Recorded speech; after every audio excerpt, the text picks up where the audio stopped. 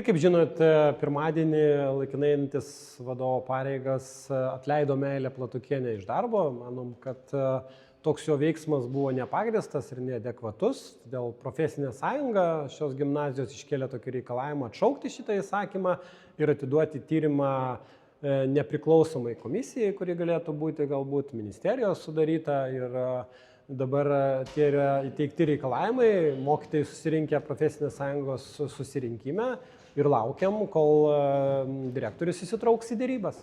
Na, ar direktorius šiandien komunikavo su jumis? Taip, jis buvo atėjęs, grasino mokytojams ir mums, kad mes čia elgiamės neteisėtai. Mes informavom, kad būtent jis elgėsi neteisėtai ir trukdo profesinės sąjungos susirinkimą ir tai jam gresia baudžiamoji atsakomybė. Paskui gavom laišką, kad jis atsiprašė ir gerbė mūsų teisę į susirinkimą, į mūsų reikalavimus. Šiuo metu vėlgi jį kreipėmės raštu ir skubinama kuo greičiau įsitraukti į dėrybas, kad galima būtų kuo greičiau atkurti sutrikusį ugdymo procesą. Ar tiesa, kad buvo jums grasinama ir policija? Tai buvo grasinama policija, mes buvom fotografuojami. Na, iš tikrųjų įžūlus buvo veiksmai, tai galvojom, kad galbūt čia visgi vadovas pagautas emocijų, nelabai tiksliai įvertino situaciją, ką jis daro, neturi galbūt patirties, kad profesinės sąjungos turi teisę organizuoti susirinkimus, turi teisę kelti reikalavimus, turi teisę organizuotis dėrybose. Jiems turbūt yra naujiena, kad apskritai žmonės gali turėti kažkokių tai teisių nepriklausomai Lietuvoje. Jeigu jis turi kažkokių tai abejonių dėl susirinkimo teisėtumo reikalavimų, tai jis gali tikrai kreiptis teisiniai valstybei į teisinės institucijas, kuriuose jis gali ginčyti tuos reikalavimus, jeigu jis mano, kad jie yra neteisėti. Ir laukiam, kaip ir minėjau, iš jo įsitraukimo į dėrybas. Tai nuo šiandien Vanago gimnazijoje pamokos nevyksta? Turbūt yra dalinai sutrikęs ugdymo procesas, nes 19 mokytojų čia dalyvauja susirinkimai, yra dalis mokytojų turbūt dirba, tai sunku pasakyti, čia turbūt tiksliau galėtų vadovas atsakyti, kokiu mastu vyksta ar nevyksta ugdymo procesas.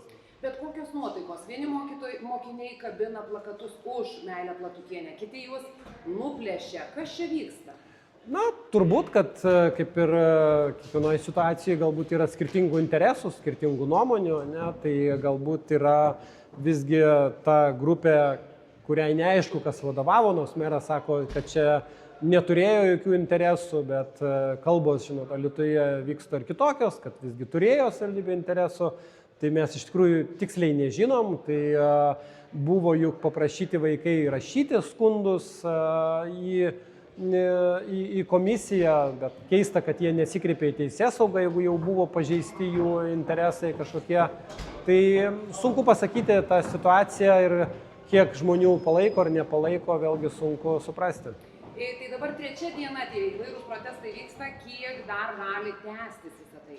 Taip, bet kokiu atveju konfliktai turbūt baigėsi derybomis. Jeigu jos vyktų, tai turbūt galėtų ir baigti situaciją. Tai čia viskas priklauso nuo direktoriaus, nuo savivaldybės. Merui yra išsiųstas laiškas turpininkauti. Tai jeigu meras irgi nereaguos kaip savininkas, kaip steigėjas šios mokyklos, tai bus labai keista ir nuo jų galbūt užsispyrimo tai priklausys, kad ta situacija gali tęstis ir ilgai. Tai ilgai, tai kiek gali tęstis pagal jūsų darbo galbūt praktiką? Turit tokios praktikos? Tai tokia praktika, manau, kad mes dažniausiai, kol būna susitarta dėl iškeltų reikalavimų, tai apibrėžti to laiko mes negalim. Na, kai kurie tėveliai ir į naujienų portalo Alytus Plius redakcija parašė laišką, kad rytoj matematikos egzaminas bandomasis ir, na, niekas jūsų vaikais neužsiima. Taip, kaip žinom, visi matematikos mokytojai čia dalyvauja susirinkime, tai matematikos pamokos tikrai visos nevyksta ir gaila, kad direktoriai nerūpi, reiškia, tų vaikų ir tėvų interesai. 8 val. Ryto ateina Šakinės profsąjungos pirmininkas kartu su gimnazijos profsąjungos pirmininkė ir jie įteikė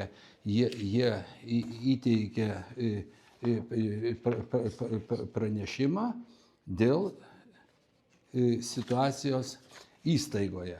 Nu, jų reikalavimai, turbūt jūs žinote, kad atsižvelgiant į tai reikalaujame, nedelsiant, panaikinti direktoriaus įsakymą, nutraukti darbo sutartį su darbuotoja. Ir antras, perduoti nacionaliniai švietimo agentūrai iš naujo tirti šitą visą situaciją. Ar kvietėte policiją ar ne? Policijos nekvietėm. Bet žadėjo. Taip.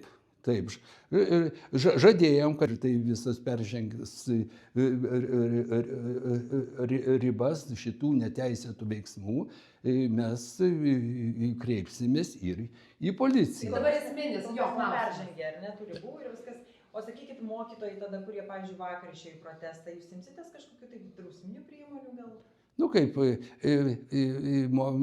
mokytojai ir šiandien irgi yra paruoštas oficialus raštas, bet tuoj mes išsiųsime, kur kreipiasi ryte ne šakinės, o mūsų gimnazijos pirmininkė dėl šitų jų visų veiksmų ir šitam rašte taip pat yra nurodyta kaip neatvykimas į darbą, nes su darbuotoju yra sudaryta darbo sutartis, gali būti vertinimas kaip pareigų pažeidimas.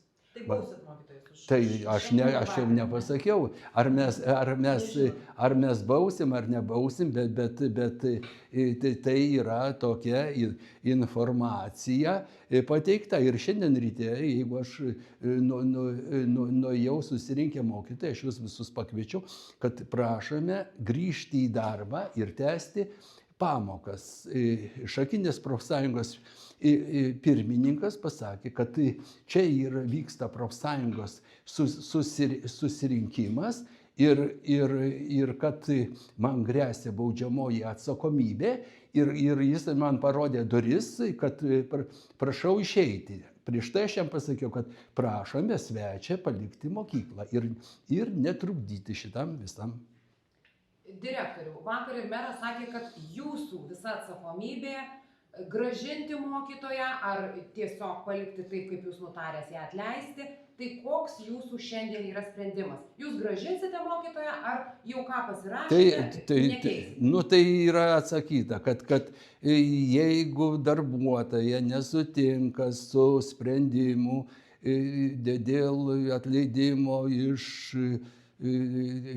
pareigų, jinai teisės aktų nustatyta tvarka gali kreiptis. Pirmas, darbo ginčų komisija sprendžia.